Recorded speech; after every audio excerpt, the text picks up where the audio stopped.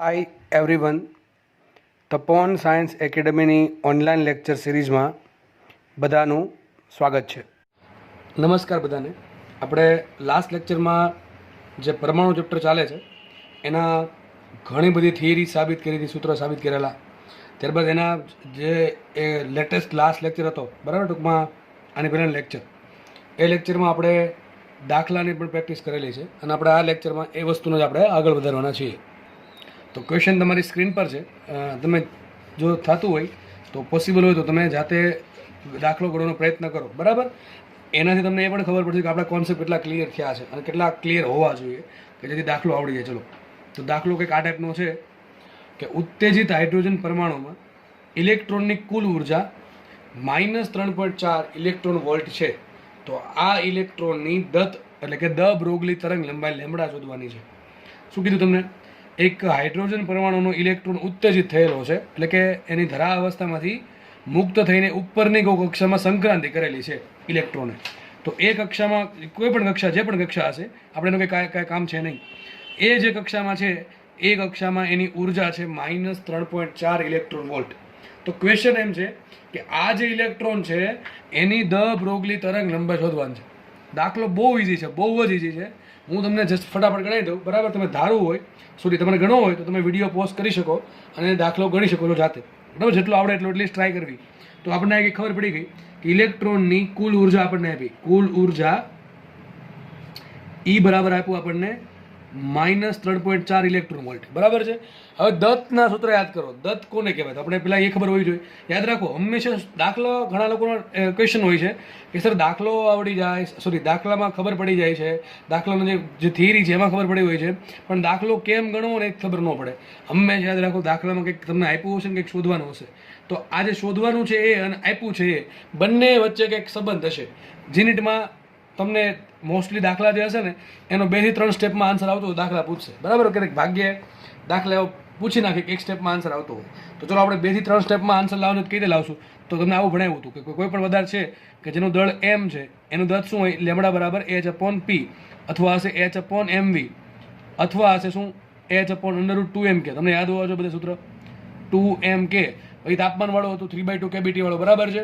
એ પણ તમને યાદ હોવું જોઈએ. અને એક વોલ્ટેજ વાળું હતું. આ પ્રમાણે ઘણા બધા સૂત્ર તમને સાબિત કરાવેલા છે દ બ્રોગલી તરંગ લંબાઈમાં. અને યાદ રાખજો, દ બ્રોગલી તરંગ લંબાઈમાંથી એક દાખલો ફરજિયાત તમારો આવવાનો છે.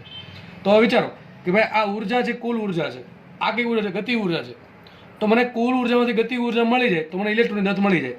કાં તો મારે ઇલેક્ટ્રોનનો વેગ શોધવો પડે, કાં તો મારે ઇલેક્ટ્રોનનો વેગમાન શોધવું પડે. તો બસ આ જ વસ્તુ છે. તમને ભણાવ્યું છે એવું કે જો ઇલેક્ટ્રોનની કુલ ઉર્જા છે એ ઈ હોય તો ઇલેક્ટ્રોનની ગતિ ઉર્જા કેટલી હશે? ઇલેક્ટ્રોનની ગતિ ઉર્જા કે કેટલી હોય? તો ખબર છે આપણને કે જેટલી કુલ ઉર્જા છે એનીથી માઇનસમાં, એટલે કુલ ઉર્જાના મૂલ્ય જેટલું જ, પણ માઇનસમાં ગતિ ઉર્જા હોય તો ગતિ ઉર્જા કેટલી હશે? 3.4 ઇલેક્ટ્રોન વોલ્ટ. બસ પતી ગયો, દાખલો પતી ગયો.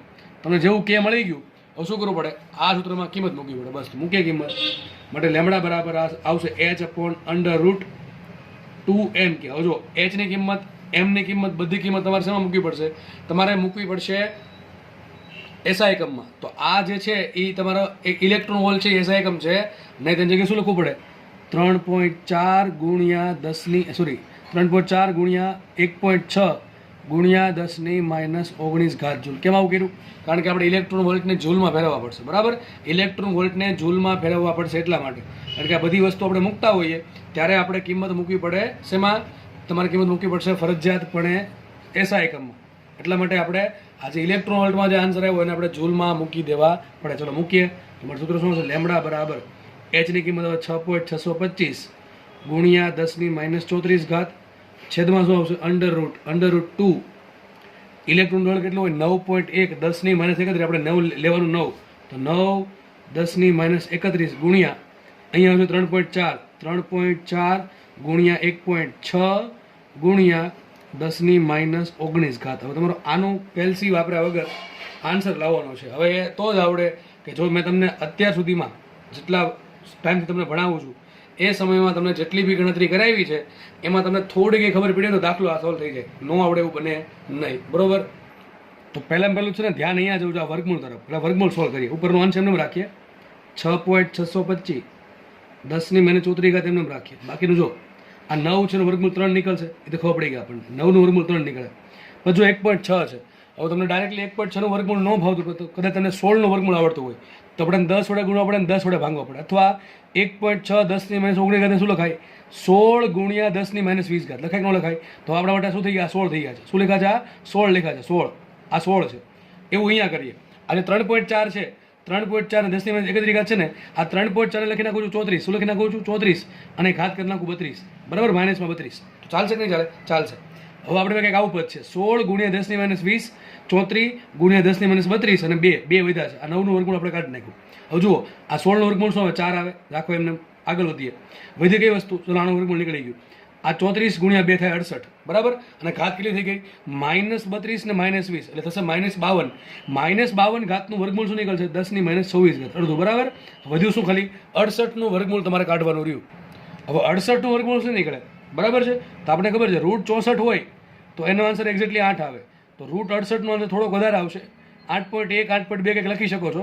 આપણે જે પણ લખવું આપણે લગભગ 8 રાખીએ. બરાબર, કારણ કે આપણે દાખલો ઘણો શું કહે ગણતરી અટપટી છે એટલે આપણે આવું કરી શકીએ. બરાબર, અથવા એવું હોય તો આપણે 8.2 રાખવું તો કંઈ ફરક પડવાનો છે નહીં. એક્ઝેક્ટલી મને ખબર નથી ભાઈ કે 68 નું વર્ગમૂળ શું નીકળે, પણ એને આપણે એક્ઝેક્ટલી જાણવાની કંઈ જરૂર પણ નથી. બાકી બહુ જાણવા જશો તો ટાઈમ 100% ઘટશે જ. અને આવી ગણતરી જો બીક લાગશે તમને અત્યારે તો ભાઈ તમે હજી ગંભીર મુશ્કેલીમાં પડવાના છો. કારણ કે ઘણા લોકો તમારામાંથી એવા હશે કે જેને કોન્સેપ્ટ આવડે, દાખલો આવડે, છેલ્લે છે ને ગણતરી આમાં આવી અને ફૂસકું થઈ જાય તો અથવા ટાઈમ વધારે લાગે. તો ભાઈ જે લોકોને ટાઈમ લાગે છે ગણતરીમાં એ ખાસ ગણતરીની પ્રેક્ટિસ કરજો. બાકી તમારા 100% માર્ક્સ હશે. ખાસ નીટવાળા લોકો કરીએ જેમાં સમય ઘણો ઓછો હોય ને ઘણા બધા ક્વેશ્ચન્સ હોય છે. એટલા માટે ગણતરી તમારે કરવી જ પડશે જાતે, કેલ્સી વગર. બરાબર, મોટા ભાગે ગણતરી ઇઝી આવશે પણ ક્યારેક અટપટી ગણતરી આવી જાય તો આપણે ગભરાવાનું છે નહીં. ચલો આપણે આને ગણતરી કરીએ તો કંઈક આવું વિચારી શકીએ કે 4 તેરી 12 ને 12 અઠ્ઠા 96. બરાબર છે, આ લગભગ નીચે 96 સમથિંગ આવશે. આપણે 96 નહીં રાખીએ, આપણે રાખી લઈએ 100. શું રાખી લેવાના? આના ગુણાકાર હું 100 કરી નાખું. શું કરી નાખું છે? લગભગ 100. તો આને ધારી લઉં છું 100. ભાઈ જો મને ખબર નથી કે એક્ઝેક્ટ આન્સર શું આવે છે અને એક્ઝેક્ટ આન્સર લાવવાનો પ્રયત્ન પણ કરવો નહીં કારણ કે સમય ઘટે. બરાબર છે, તો 4 તેરી 12 ને 12 અઠ્ઠા 96 પોઈન્ટ સમથિંગ આવશે. બરાબર છે, પણ આપણે હવે એને 96 ને તો 98 પોઈન્ટ સમથિંગ આવશે કારણ કે 0.2 છે ને, એટલે 12 ગુણ્યા 0.2 થશે 12 દુ 24 એટલે 2.4 એટલે 98 પોઈન્ટ સમથિંગ આવશે આન્સર. બરાબર, આપણે 98 ને રાખીએ અને 100 લઈ લઈએ તો શું આન્સર આવશે? 6.625 ભાગ્યા 100 ગુણ્યા 10 ની -26 ઘાત ને ઉપર 10 ની -34 ઘાત છે. આવું છે ને. આ -26 ને 100 એટલે 10 ની કેટલી થઈ ગઈ? 10 ની થઈ ગઈ -24. એ -24 ઉપર જશે તો થઈ જશે +24. તો શું આન્સર આવશે? 6.625 ગુણ્યા 10 ની -10 ઘાત મીટર એટલે આન્સર આવશે 6.625 એંગસ્ટ્રોમ. આની આસપાસનો કંઈક આન્સર હશે. 6.625 એંગસ્ટ્રોમની આસપાસનો કંઈક આન્સર હશે. એ તમને ઓપ્શનમાં આપ્યો હશે અને બહુ નજીક ઓપ્શન ડેફિનેટલી નહીં જ આપ્યા હોય તો તમને ઓટોમેટિક ખબર પડે કે શું આન્સર આવશે. તમારે કેલ્સી વાપરી લેવાની છૂટી છે. બરાબર, લગભગ આની આન્સર આની કંઈક નજીક હશે. એક્ઝેક્ટલી કેટલો હોય છે મને ખબર છે નહીં, તમને ખબર ના હોય કારણ કે આપણે કેલ્સી વાપરવાનું થતું નથી. ક્યારે? જ્યારે પહેલી વખત ગણતરી કરો છો ત્યારે કોઈ પણ કેલ્સી વાપરવું નહીં. આ તમે પછી પાછળથી ચેક કરવા માટે વાપરી શકો છો ભાઈ એક્ઝેક્ટ આન્સર શું આવે. પણ તમને ઓપ્શનમાં કોઈ દિવસ નજીક તમને ઓપ્શન આવવા નહીં આપ્યા હોય. 6.625 એંગસ્ટ્રોમ, 6.600 ને ટૂંકમાં 99 એંગસ્ટ્રોમ. હું જસ્ટ આમને બનાવું છું. બરાબર, 6.503 એંગસ્ટ્રોમ આવા ઓપ્શન નહીં હોય. બરાબર, બહુ દૂરના ઓપ્શન હશે એટલે તમને ઓટોમેટિક ખબર પડી જાય કે શું આન્સર આવે. ટૂંકમાં દાખલો બહુ ઇઝી છે. જસ્ટ ખાલી એટલી બધી ચાલવી જોઈએ કે કુલ ઉર્જા છે અને બધી ગતિ ઉર્જા મેળવવાની, ગતિ ઉર્જા પરથી આપણે દત્ત મેળવવાની. બરાબર, દાખલો ઇઝી છે. આપણે નેક્સ્ટ દાખલો જોઈએ. નેક્સ્ટ ક્વેશ્ચન કંઈક આવો છે. બોરના પરમાણુ મોડેલમાં n બરાબર 1 અને n બરાબર 3 ક્વોન્ટમાંક ધરાવતા ઇલેક્ટ્રોન માટે કક્ષીય આવૃત્તિનો ગુણોત્તર શોધો. તમને મેં કીધું હતું કે 2 પ્રકારની આવૃત્તિ તમારા સૂત્ર છે. એક તો એવી આવૃત્તિ કે જે ઇલેક્ટ્રોનની છે. ઇલેક્ટ્રોન કોઈ કક્ષામાં ભ્રમણ કરતો હોય ત્યારે એની જે આવૃત્તિ છે ભ્રમણ કરવાની એ આવૃત્તિ અલગ વસ્તુ છે. અને ઇલેક્ટ્રોન જ્યારે ઉપરની કક્ષામાંથી નીચી કક્ષામાંથી ઉપરની કક્ષામાં સંક્રાંતિ કરે ત્યારે જે તરંગ મળે એ તરંગની આવૃત્તિ, એ બંને વસ્તુ અલગ છે. બરાબર, બેમાં કન્ફ્યુઝ થવું નહીં. એ શું કીધું તમને કે કોઈ તત્વ છે અથવા કોઈ પરમાણુ છે એનો કંઈક ઇલેક્ટ્રોન છે તો એક ઇલેક્ટ્રોન છે પહેલી કક્ષામાં અને એક ઇલેક્ટ્રોન ત્રીજી કક્ષામાં. તો પહેલી કક્ષાની ઇલેક્ટ્રોન અને ત્રીજી કક્ષાની ઇલેક્ટ્રોનના તમારે કક્ષીય આવૃત્તિ ટૂંકમાં કઈ આપણે ઇલેક્ટ્રોનની આવૃત્તિનો ગુણોત્તર શોધવાનો. આપણે સૂત્ર ખબર હોવી જોઈએ કે F પ્રપોર્શનલ ટુ શું હોય. તો આપણને ખબર છે F પ્રપોર્શનલ ટુ આવશે Z² આ સાબિત કરાવેલું છે. અને જો યાદ ન હોય તો રોકડા 4 માર્ક જાય. બરાબર છે, Z²/n3. આ બધી વસ્તુ એવી છે કે ભૂલાઈ જાય. બરાબર, એના માટે એક જ વસ્તુ છે રિવિઝન અને સૂત્ર પોથી. બરાબર, બાકી કોઈ રસ્તો છે નહીં એનો. તો એફ પ્રપોઝલ ટુ આવે Z square upon N cube. ચલો હવે ઝેડ તો ચલો એમને જ રહી છે, ઝેડ તો કોઈ પણ ન હોઈ શકે. તમને કોઈ પણ તત્વ કીધું છે એનું પહેલી કક્ષા અને ત્રીજી કક્ષા, પહેલી કક્ષા અને ત્રીજી કક્ષા હોય બે માટે તત્વ તો એક જ હોય ને, પરમાણુ. તો આપણે લખીએ ઝેડ સમાન છે, અહીંયા આપણા કેસમાં ઝેડ સમાન છે. આ તમને એમ કહી દે કે હાઇડ્રોજનનો પહેલી કક્ષાની ઇલેક્ટ્રોન અને લિથિયમનો ત્રીજી કક્ષાની ઇલેક્ટ્રોન, તો તમારે ઝેડ રાખવું પડે. પણ તત્વને કંઈ નામ આપ્યું છે નહીં, ટૂંકમાં એક જ તત્વની વાત કરે છે અથવા એક જ પરમાણુની વાત કરે છે. એક જ પરમાણુ માટે ઝેડ તો સમાન જ હોય કોઈ પણ ઇલેક્ટ્રોન માટે. તો લખાય છે શું અહીંયા એ પ્રપોઝલ ટુ 1/n³. તો આપણે શું કરવું પડશે હવે? કક્ષીય આવૃત્તિ, ધારો કે આની આવૃત્તિ F1 છે ને આની આવૃત્તિ F2 છે, તો શું લખાશે અહીંયા F1/F2 બરાબર શું ઊંધું થઈ જશે? શું આવશે અહીંયા N2/N1. આખાનો ઘન કરી દો તો ચાલે અથવા અલગ અલગ ઘન કરો તો ચાલશે. મુખ્ય કિંમત જસ્ટ મુખ્ય કિંમત તો જુઓ, N1 આપણને આપ્યા 1, લખી દઉં છું અહીંયા N1 બરાબર આપ્યા 1 અને N2 બરાબર આપ્યા 3. તો શું આવશે 3/1 નો ઘન, 3 નો ઘન 27. તો જવાબ આવી ગયો F1/F2 બરાબર 27. મતલબ એમ થયો કે જેટલો ઇલેક્ટ્રોન ન્યુક્લિયસની નજીક એની આવૃત્તિ એટલી વધારે. ખબર પડે કે નો? કારણ કે એફ પ્રપોઝલ ટુ 1/n³ છે. જેટલું એન મોટું એટલું એફ નાનું. તો ઇલેક્ટ્રોન જેટલો દૂર, બરાબર છે, વિચારો ને એમ એક ઇલેક્ટ્રોન છે, એક ઇલેક્ટ્રોન નજીક છે અને એક ઇલેક્ટ્રોન બહુ દૂર છે. તો મને એમ કહો બેને તમે 1-1 સેકન્ડ આપો છો, બેને તમે ગતિ કરવા માટે 1 સેકન્ડ આપો, તો કોણ વધારે આટા ફરે? પણ નજીકનો, કારણ કે ઓછું રાઉન્ડ ફરવાનું છે, ત્રિજ્યા ઓછી છે, તો નજીકનો ઇલેક્ટ્રોન વધારે આટા ફરશે, ટૂંકમાં પરિભ્રમણ પૂરા કરશે, અને દૂરનો એક ઇલેક્ટ્રોન ઓછા પરિભ્રમણ પૂરા કરે. કેટલા પૂરા કરે આના પરથી ખબર પડે આપણે. અથવા એફનું તમને એક એક્ઝેક્ટ સૂત્ર આપેલું છે, બરાબર છે. ઓકે, ચલો તો આપણે આગળ વધીએ. દાખલા જો આવા પૂછાય છે, આ ચેપ્ટરમાંથી દાખલા આવા પૂછાય છે, પણ સૂત્ર આવડતા હોય તો જ આવડશે, બાકી ઉપરથી જશે અથવા ખાલી મૂકવાના થશે એમાં તુક્કો મારીને, અથવા સ્કીપ કરવાના થશે. તો આવા દાખલામાં માર્ક્સ જવા જોઈએ જ નહીં કોઈ દીધે. નેક્સ્ટ દાખલો લઈ લઈએ આપણે. બોર મોડેલમાં ભ્રમણ કરતા ઇલેક્ટ્રોન વડે ઉદ્ભવતા કક્ષીય પ્રવાહનું સૂત્ર મેળવો. બરાબર, સોરી, કક્ષીય પ્રવાહ is I proportional to Z², ઝેડની x ઘાત અને n ની y ઘાત પર ડિપેન્ડ કરતું હોય તો x ને y શોધવાનું છે. વાત કરીએ કક્ષીય પ્રવાહની, ધ્યાનથી સમજજો. માનો કે આ ન્યુક્લિયસ છે, બરાબર, એની ચારેય બાજુ કોઈક ઇલેક્ટ્રોન જે ભ્રમણ કરે છે, બરાબર છે. માનો કે આ ત્રિજ્યા r છે અને કક્ષા કઈ છે? nમી કક્ષા છે. કઈ કક્ષા છે? nમી કક્ષા છે. આ ઇલેક્ટ્રોન છે, બરાબર. હવે સર આ કક્ષીય પ્રવાહ કેમ ઉત્પન્ન કરે? તમે ચેપ્ટર નંબર 3 ભણ્યા છો, એમાં ખબર છે કે જ્યારે કોઈ વિદ્યુત ભાર જ્યારે ગતિ કરતો હોય ત્યારે શું ઉત્પન્ન કરે? વિદ્યુત પ્રવાહ ઉત્પન્ન કરે. વિદ્યુત ભાર સ્થિર હોય તો પ્રવાહ ઉત્પન્ન કરશે નહીં, પણ જ્યારે વિદ્યુત ભાર ગતિ કરતો હોય ત્યારે શું ઉત્પન્ન કરશે? પ્રવાહ ઉત્પન્ન કરશે. આ કયા પ્રવાહની વાત થઈ છે? ઇલેક્ટ્રોનના પ્રવાહ. ઇલેક્ટ્રોનનો પ્રવાહ શું હોય? તમને સૂત્ર ખબર છે, I બરાબર Q/T. I બરાબર Q/T. તો એક ઇલેક્ટ્રોન છે, એક ઇલેક્ટ્રોનનો કેટલો પ્રવાહ ઉત્પન્ન થાય? તો I બરાબર Q તરીકે શું આવશે? ઇલેક્ટ્રોનનો E આવશે, વિદ્યુતભાર E છેદમાં સમય. સમય કયો લેવાનો? આ સમય લઈ લેવાનો કે માનો કે ઇલેક્ટ્રોન છે એ આખું રાઉન્ડ પૂરું કરીને ત્યાં પાછો આવી જાય તો કેટલો સમય લાગે એને? કેપિટલ T, આવર્તકાળ જેટલો. મળી ગયો. કક્ષીય પ્રવાહ કોને કહેવાય? વિદ્યુત ભાર છેદમાં સમયગાળો, બરાબર છે. વિદ્યુત ભાર છેલ્લો સમયગાળો. આ સૂત્ર બહુ કામ લાગશે. માત્ર આ ચેપ્ટરમાં નહીં, ઘણા બધા ચેપ્ટરમાં આ વસ્તુ કામ લાગશે કે ભાઈ ઇલેક્ટ્રોનનો કક્ષીય પ્રવાહ કેટલો હોય? તો ઇલેક્ટ્રોનનો કક્ષીય પ્રવાહ હોય I બરાબર Q/T પરથી Q તરીકે શું મૂકવાનું? ઇલેક્ટ્રોનનો વિદ્યુતભાર E મૂકવાનો, બરાબર. માઇનસમાં આપણે ધન પ્લસ જ મૂકશું, ખાલી પ્રવાહ છે એટલે. અને સમયગાળો તો માનો કે ઇલેક્ટ્રોન છે એ એક રાઉન્ડ પૂરું કરે તો સમયગાળો લાગશે કેપિટલ T. કારણ કે કક્ષીય પ્રવાહ કોને કહેવાય? ઇલેક્ટ્રોનના એક ભ્રમણ દરમિયાન કેટલો પ્રવાહ મળે એને સિમ્પલ કક્ષીય પ્રવાહ કહેવાય. તો I બરાબર આવશે E/T. ચલો, E તો અચળ છે, E કેવું છે? અચળ છે. તો લખાઈશું માટે સાબિત થયું I પ્રપોઝલ ટુ 1/T. શું સાબિત થયું? I બરાબર છે. F પ્રપોઝલ ટુ હોય 1/T, પ્રપોઝલ ટુ Z²/n³. અહીંયા લખ્યું છે ભાઈ F પ્રપોઝલ ટુ Z²/n³. અરે કંઈ ખબર ન પડે તો મને ખબર આટલી ખબર પડી જોઈએ કે 1/છેદમાં આવર્તકાળને શું કે આવૃત્તિ કહેવાય? તો જસ્ટ અ મિનિટ હા ભાઈ. ઓકે, ચલો. તો 1/છેદમાં આવર્તકાળને શું કહેવાય? આવૃત્તિ કહેવાય. શું કહેવાય? આવૃત્તિ. લખાય માટે I પ્રપોઝલ ટુ F. તો જેટલી આવૃત્તિ છે કોના પર ડિપેન્ડ કરે? Z²/n³. તો પ્રવાહ પણ ડિપેન્ડ કરશે Z²/n³ પર. યાદ રાખજો સૂત્ર, તમે છે ને 2 યાદ રાખજો ભાઈ, અત્યારથી યાદ રાખી લેજો. ઇલેક્ટ્રોનનો કક્ષીય પ્રવાહ શું આવે? E/T અથવા EF. શું આવે? EF.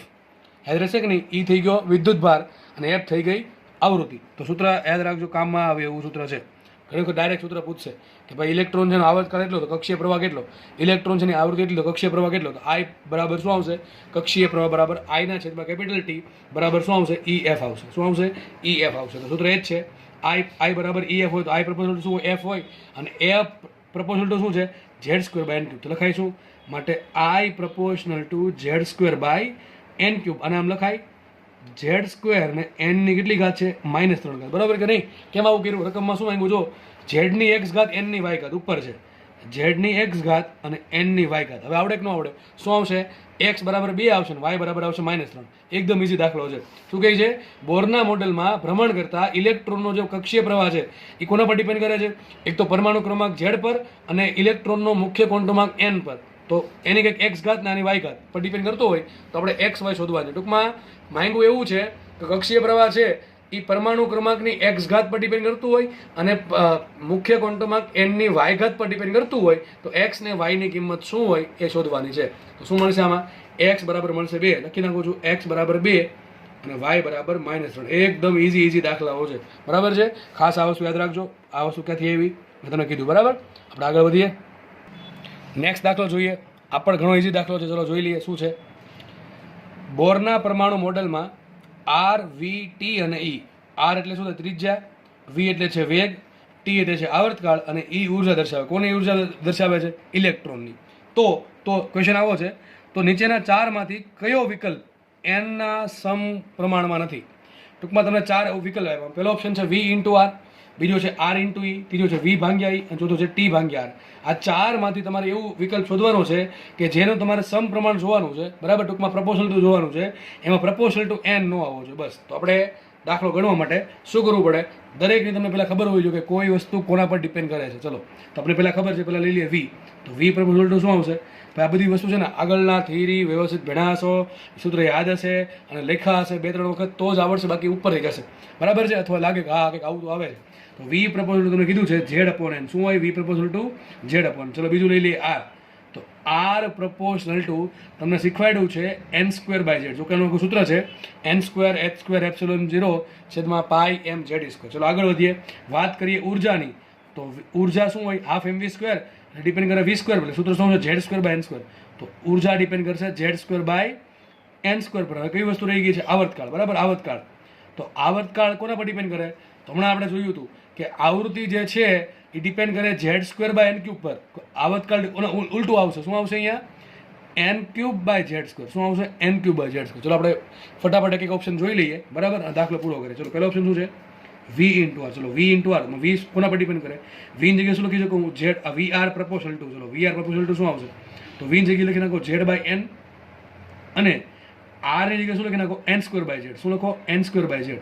તો શું આમાં જો z ઉડી ગયા અને n² ભાગ્યા n આવ્યું n. મતલબ શું થયો?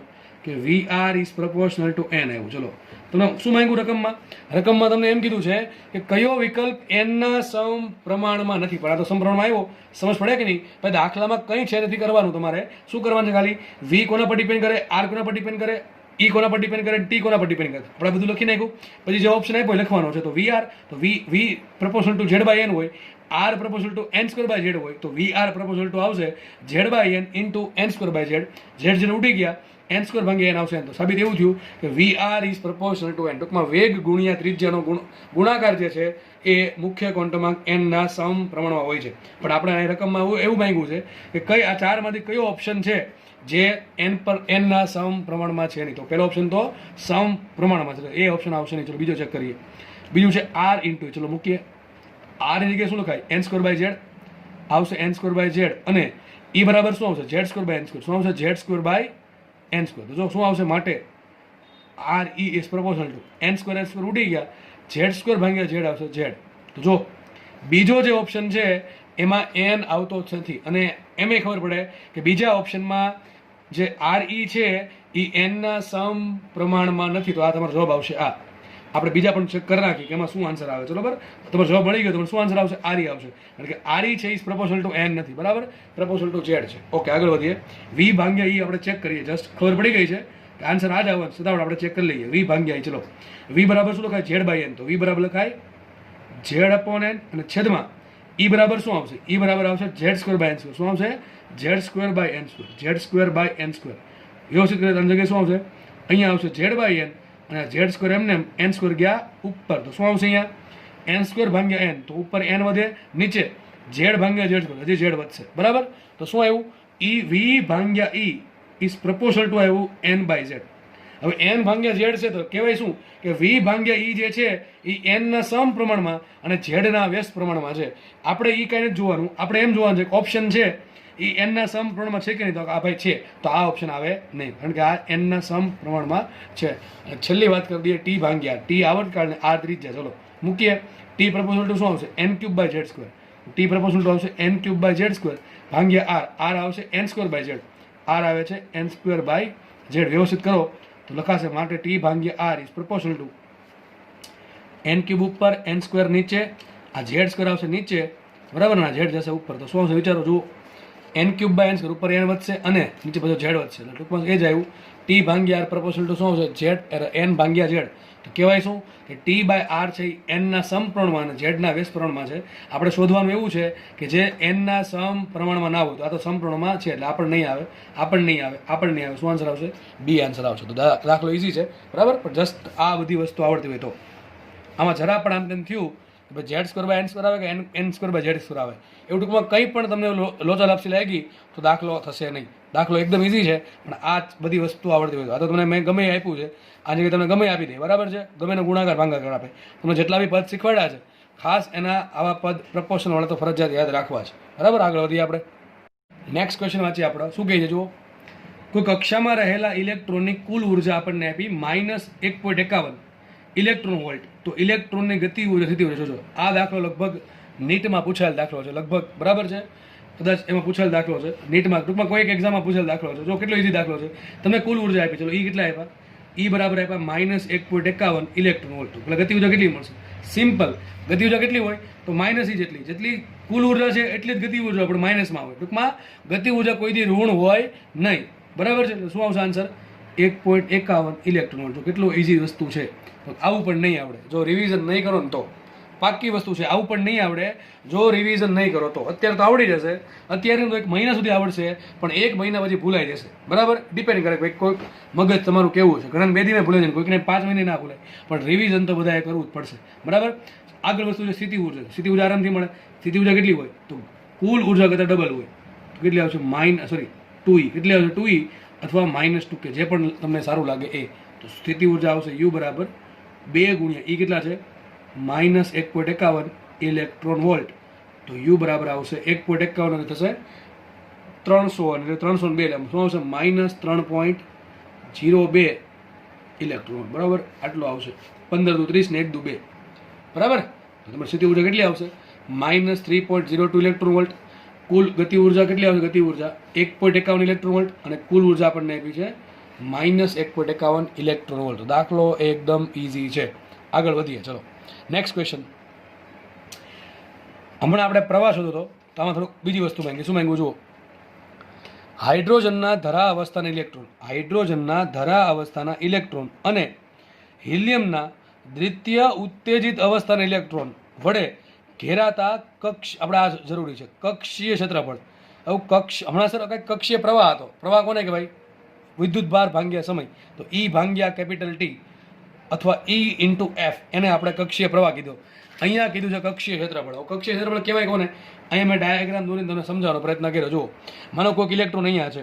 આ જે ઇલેક્ટ્રોન છે ને એ nમી કક્ષામાં છે, અને આ જે કક્ષા છે ને nમી કક્ષા, એનું સેન્ટરથી અંદર, એટલે કે ત્રિજ્યા કેટલી છે? R છે. ટૂંકમાં એમ માનો કે ઇલેક્ટ્રોન R ત્રિજ્યાની કક્ષામાં છે. હવે ઇલેક્ટ્રોન ભ્રમણ કરશે. શું કરશે? ઇલેક્ટ્રોન ભ્રમણ કરશે.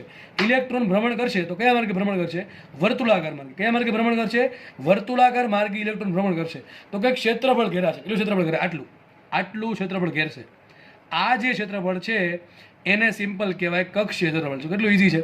ફરીથી સમજો કે કોઈ વચ્ચે ન્યુક્લિયસ છે, એની આજુબાજુ ઇલેક્ટ્રોન ભ્રમણ કરે છે અલગ અલગ કક્ષાઓમાં, અલગ અલગ ત્રિજ્યાઓની કક્ષાઓમાં અથવા અલગ અલગ નંબરની કક્ષાઓમાં. ટૂંકમાં માનો કે ઇલેક્ટ્રોન જે છે એ nમી કક્ષામાં છે, અને આ જે ઇલેક્ટ્રોન જે છે એનું ન્યુક્લિયસ એટલે કે કેન્દ્રથી અંતર R છે.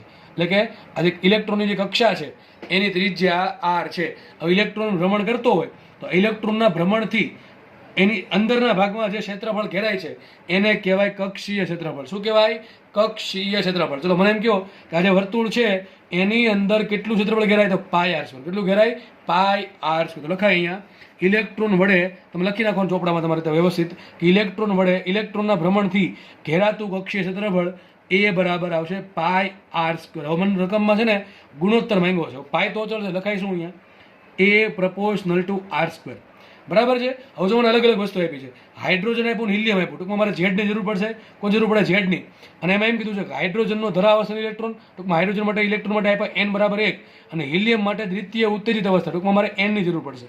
તો હવે તમારે એરિયા જે છે એને તમારે ઝેડમાં અને એનમાં લાવવો પડે, પણ બહુ ઇઝી છે કારણ કે આપણને આર ની ખબર છે. આર પ્રપોઝલ ટુ શું હોય આપણને ખબર છે, આર પ્રપોઝલ ટુ n²/z હોય.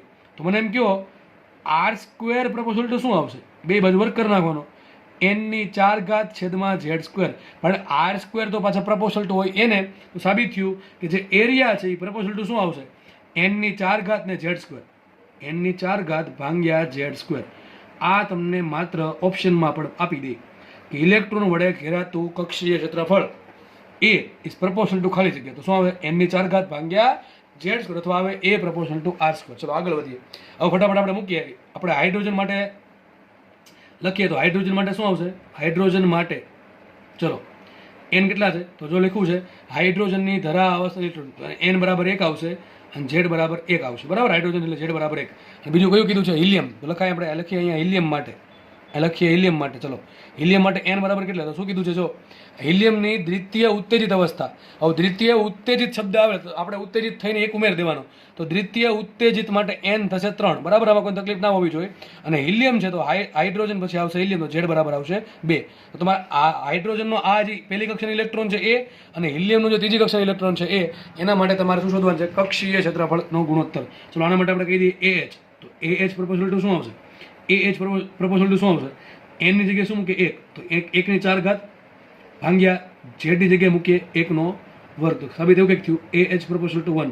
બરાબર, આમ તો ના કરવું જોઈએ, તમારે એક્ઝેક્ટલી આવું કરવું જોઈએ કે ah ભાગ્યા a હિલિયમ, પછી મૂકવું પડે અહીંયા n⁴ છેદમાં z². કોના માટે? હાઇડ્રોજન માટે. અને નીચે મૂકવું પડે n⁴ છેદમાં z². કોના માટે? હિલિયમ માટે. પણ આવું ચાલશે. બરાબર, આપણે ઉતાવળમાં તમે આવું ગણતરી કરો તો કે ફરક પડશે નહીં, કારણ કે આપણે ગુણોત્તર માંગ્યો એટલે અચળ પદ ઉડી જ જવાના છે, એટલા માટે ચાલે, બાકી ન ચાલે. બરાબર, હિલિયમ માટે શું લખાય? તો આપણે હિલિયમ માટે એરિયા શું આવશે? Proportional to. ચલો મૂકીએ કિંમત આમાં. n બરાબર મૂકો 3, તો 3⁴ અને છેદમાં z એટલે કે 2 નો વર્ગ કરવો પડશે, 2 નો વર્ગ. પ્રપોઝલ ટુ શું આવશે? 3⁴ તો 3 તેરી 9 તેરી 27 તેરી 81. અહીંયા આવશે 81 છેદમાં 2 નો વર્ગ 4. તો એ હિલિયમ કેટલા આવ્યા? એ હિલિયમ પ્રપોઝલ ટુ આવ્યા 81 છેદમાં 4. તમને માંગ્યું છું હાઇડ્રોજનનો અને હિલિયમના કક્ષીય ક્ષેત્રફળનો ગુણોત્તર ઇલેક્ટ્રોનનો અહીં સાઈડમાં સુધી નાખું છું. માટે ah ભાગ્યા a હિલિયમ શું આવ્યા? મૂકી દો કિંમત. ચલો આ a ની જગ્યાએ લખી નાખવાનું 1 અને હિલિયમની જગ્યાએ લખી નાખવાનું 81/4. તો શું આન્સર આવશે? 4/81. મતલબ એમ થયો કે હાઇડ્રોજનનો જે પહેલી કક્ષાનો ઇલેક્ટ્રોન છે એ 4 એકમનું ક્ષેત્રફળ ઘેરે, તો હિલિયમનો ત્રીજી કક્ષાનો ઇલેક્ટ્રોન 81 એકમનું ક્ષેત્રફળ ઘેરે. ટૂંકમાં હાઇડ્રોજનનો જે પહેલો ઇલેક્ટ્રોન છે પહેલી કક્ષાનો એ 4 એકમનું ક્ષેત્રફળ ઘેરે, તો હિલિયમનો જે ત્રીજી કક્ષાનો ઇલેક્ટ્રોન છે એ 81 એકમ જેટલું ક્ષેત્રફળ ઘેરશે. સમજ પડવી છે બધા લોકોને. બરાબર છે, તમે આમ લખો કે આમ લખો કે ફરક પડશે ને. એ મૂકવાનું શું? n બરાબર 1 મૂકો, z બરાબર 1 મૂકો. બરાબર, આ જ વસ્તુ આવશે. અહીંયા શું મૂકો? n બરાબર 3 મૂકો અને z બરાબર 2 મૂકો. સેમ આન્સર આવશે. શું આન્સર આવશે? 4/81. તો દાખલો ઇઝી છે, પણ આ વસ્તુ ખબર પડવી જોઈએ ક્ષેત્રફળ કઈ રીતે મળશે. બરાબર છે, તો લગભગ મેં જેટલું કરાયું બધું કરી નાખવાનું. શું આપણે કરાયું છે? ત્રિજ્યા કોના સમપ્રમાણમાં હોય, વેગ કોના સમપ્રમાણમાં હોય, ગતિ ઉર્જા, સ્થિતિ ઉર્જા, કુલ ઉર્જા કોના સમપ્રમાણમાં હોય, ત્યારબાદ ઓમેગા કોના સમપ્રમાણમાં હોય, f છે, કેપિટલ T છે, આ બધી વસ્તુ થઈ ગઈ. આજે બીજી 2 એક્સ્ટ્રા કરાવી. કઈ? કક્ષીય પ્રવાહ કોના સમપ્રમાણમાં હોય અને કક્ષીય ક્ષેત્રફળ છે એ કોના સમપ્રમાણમાં હોય. ટૂંકમાં n અને z ની કેટલી ઘાતના સમપ્રમાણમાં હોય એ પણ મેં તમને આજે કરાવી દીધું છે. બરાબર, નવી વસ્તુ ભણીએ, નવી થિયરી ભણીએ. ચલો શું કહે છે જુઓ. રકમ તમને ઘણી વખત આવું આપશે કે ભાઈ કોઈ ઇલેક્ટ્રોન માટે ક્વોન્ટમ માર્ક 5 છે. બરાબર, જો કોઈ ઇલેક્ટ્રોન માટે ક્વોન્ટમ માર્ક 5 હોય તો શક્ય વર્ણપટ રેખાઓની સંખ્યા કેટલી હશે? તો સૂત્ર છે અહીંયા. સૂત્ર તમને સમજાવું છું ક્યાંથી આવે છે. બરાબર છે, પહેલાં સમજીએ શું કહેવા માંગે છે. માનો કે કોઈ ઇલેક્ટ્રોન છે તો કોઈ પરમાણુ છે, એના માટે મુખ્ય ક્વોન્ટમ માર્ક n આપ્યો તમને. તો ક્વેશ્ચન આવો હશે કે જો મુખ્ય ક્વોન્ટમ માર્ક n હોય તો શક્ય વર્ણપટ રેખાઓની સંખ્યા નું સૂત્ર કંઈક આવું છે, n ગુણ્યા એમાંથી એક બાદ કરવાનું કે n-1/2, n ગુણ્યા n-1/2. આવું સૂત્ર આગળના ચેપ્ટરમાં પણ આવેલું છે.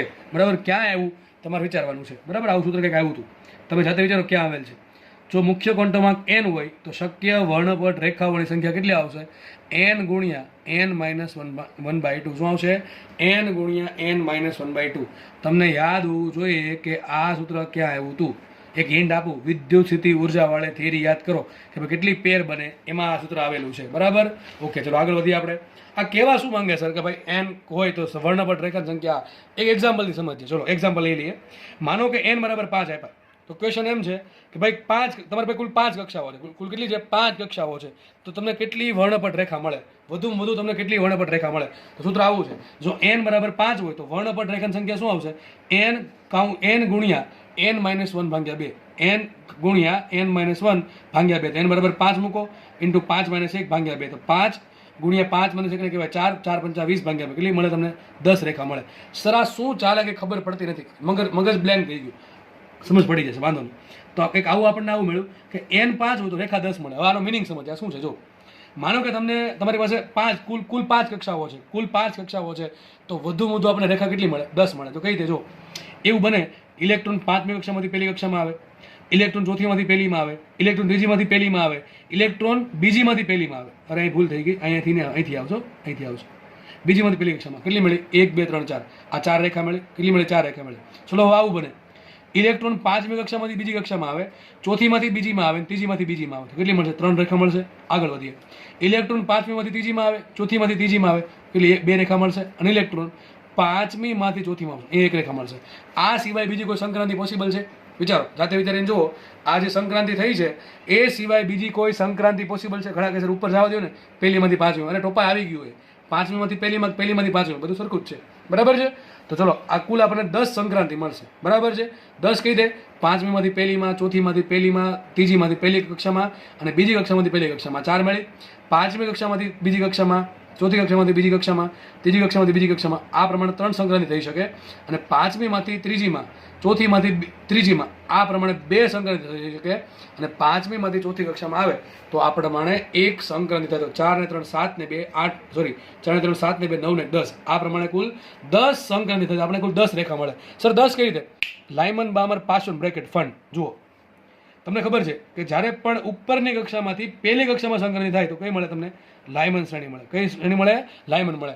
અહીંયા તમને 4 લાયમન શ્રેણી મળશે. જો બીજીમાંથી પહેલીમાં આવે તેને કહેવાય લાયમનની પ્રથમ રેખા. અને ખબર એચ આલ્ફા કહેવાય, યાદ હશે, એચ આલ્ફા લાયમન. ત્રીજીમાંથી બીજીમાં તેને એચ બીટા લાયમન કહેવાય. બરાબર છે? એ પ્રમાણે શીખવાડે છે. અને આને કહેવાય લાયમનની પ્રથમ રેખા, અને બીજી રેખા, અને ત્રીજી રેખા, અને ચોથી રેખા. જો લખ્યું જ છે. 5મીમાંથી પહેલીમાં, ચોથીમાંથી પહેલીમાં, ત્રીજીમાંથી પહેલીમાં, બીજીમાંથી પહેલીમાં પહેલી કક્ષામાં સંક્રાંતિ થાય. અને હાઇડ્રોજન છે, બરાબર? હાઇડ્રોજન હોય તો હો ભાઈ, હાઇડ્રોજન હોય તો, બાકી નહીં. માની લો ઘડીક આ હાઇડ્રોજનનું પરમાણુની વાત ચાલે છે તો આપણે લાયમનની 4 રેખા મળશે. બરાબર કે નહીં? હવે જો બીજી કક્ષામાં સંક્રાંતિ થાય તો કઈ તમને રેખા મળે? બામર મળે. 5મીમાંથી બીજીમાં, ચોથીમાંથી બીજીમાં, ત્રીજીમાંથી બીજીમાં, ત્રીજીમાંથી બીજીને શું કહેવાય? ત્રીજી કક્ષામાંથી બીજી કક્ષામાં સંક્રાંતિ થઈને શું કહેવાય? બામરની પહેલી રેખા અથવા એચ આલ્ફા રેખા.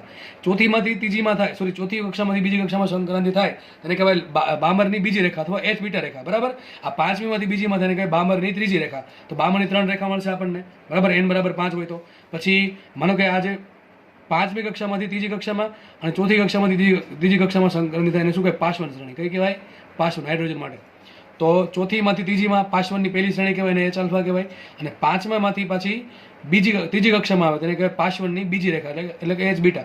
તો આ પાસવનની 2 રેખા મળશે. અહીંયા પાસવનની 2 રેખા મળશે. અહીંયા બામરની 3 મળશે અને લાયમનની 4 મળશે. છેલ્લે 5મીમાંથી ચોથીમાં આવે તો કઈ શ્રેણી મળે આપણને? બ્રેકેટ શ્રેણી મળે. ચોથી કક્ષામાં સંક્રાંતિ થાય તો બ્રેકેટ મળે. તમને કઈ રેખા મળશે? n બરાબર 5. એટલે વધારે તો પોસિબલ નથી. આ n બરાબર 6 હોય તો હજી બીજી બધી મળે. પણ તમને શું કીધું છે? n બરાબર વધુ કેટલા આપ્યા? 5 આપ્યા. બરાબર છે? તો કેટલી રેખા મળશે આપણને? કુલ 10 મળે. આ પ્રમાણે 10 મળશે.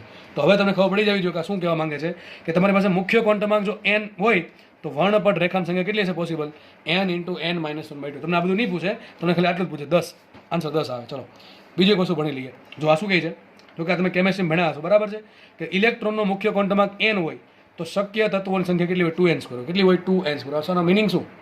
તો તમને મિનિંગ સમજાવી દઈએ. જો કે તમે કેમેસ્ટ્રી ભણ્યા જશો, બરાબર? શું કહે છે? મુખ્ય ક્વોન્ટમાંક n હોય તો શક્ય તત્વોની સંખ્યા 2n². હું તમને એમ કહું કે માનો કે કોઈ તત્વ છે એમાં એક જ કક્ષા છે તો આવા તત્વો કેટલા હશે? તો મૂકો કિંમત 2n². એટલે શું મૂક્યો? 2 × 1² એટલે શું થશે? બે તત્વો થાય. વિચારો, બે તત્વો ક્યાં આવે? હાઇડ્રોજન આવે ને હિલિયમ આવે.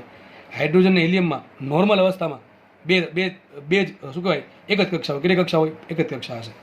માનો કે n બરાબર 2 છે તો તત્વો કેટલા n બરાબર 2 વાળા તો કિંમત મૂકી દો 2n² 2 ગુણ્યા 2 નો વર્ગ તો કેટલા તત્વો આવશે 8 તત્વો આવશે. કયા આવશે 8.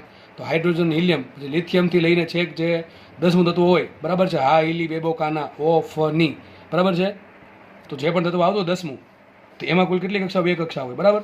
n બરાબર 3 મૂકો n બરાબર 3 તો કેટલી કક્ષા હોય n બરાબર 3 ધરાવતા તત્વોની સંખ્યા કેટલી n બરાબર 3 ધરાવતા તત્વોની સંખ્યા તો લઈએ આપણે 2n² 2 ગુણ્યા 3 નો વર્ગ કેટલા તત્વો આવશે 18 તત્વો આવશે. કેટલા તત્વો આવશે 18 તો 10 એટલે ટૂંકમાં 11 થી લઈને જ્યાં સુધી કેટલા લગભગ 11 થી લઈને 28મું તત્વ એ બધા શું હોય 28 તો એમાં 3 કક્ષા હોય તો આ પ્રમાણે n બરાબર 4 મૂકો તો તમને કેટલા તત્વો મળે ટૂંકમાં એવા તત્વોની સંખ્યા કે જેમાં કુલ 4 કક્ષા હોય એવા તત્વો સંખ્યા કેટલી હશે 2n² મૂકો 2 ગુણ્યા 4 નો 4 નો 16 32 તત્વો આવશે. કેટલા આવશે 32 તત્વો આવશે લગભગ 29 થી લઈને છેક ક્યાં સુધી આવશે 60 સુધી કેટલા આવશે 60 સુધી તો આ તત્વો કેટલા થયા 32 થયા બરાબર.